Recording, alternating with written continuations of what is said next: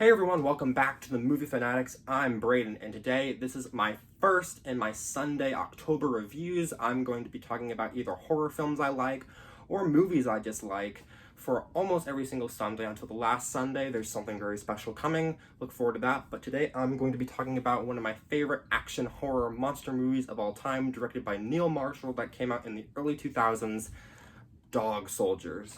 Of course, Dog Soldiers is about this group of soldiers, I guess, and they were sent on this training mission, but when they uncover a mystery about this werewolf that stalks the woods, they are slowly picked off one by one and are found by this woman who lives out there in the middle of the woods, and they have to hold up in her cabin and they fight to the death. And this movie is such a blast to watch. I watch it like I think every year, every couple of years, I like to watch Dog Soldiers. It's such a creepy and effective horror movie. It's one of the best cabin in the woods movies. You don't really think about it, but it is a cabin in the woods film, and it's really effective.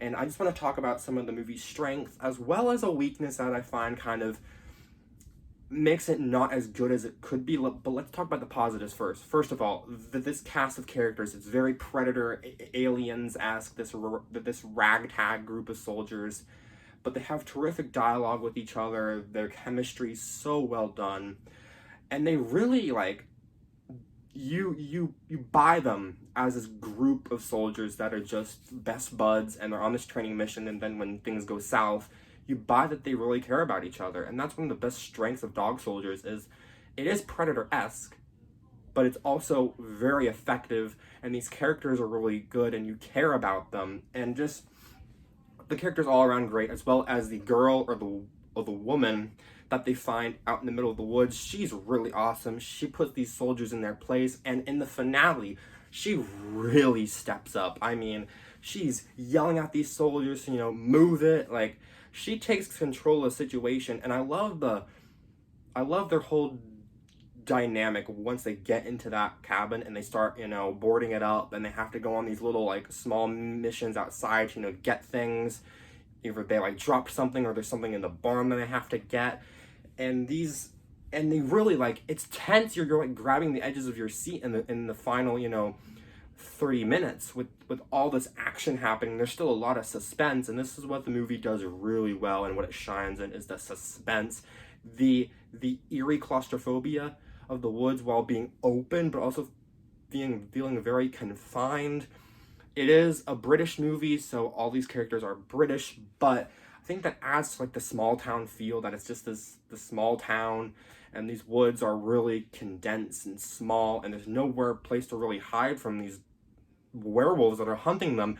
And that's another thing this movie does really well, is the action, the effects. All the makeup is amazing, and the kills are brutal, but these werewolves and the practical effects are so cool. And these werewolves are tall, they're big, and they're really scary when they're chasing these people and when they're stalking them around that house.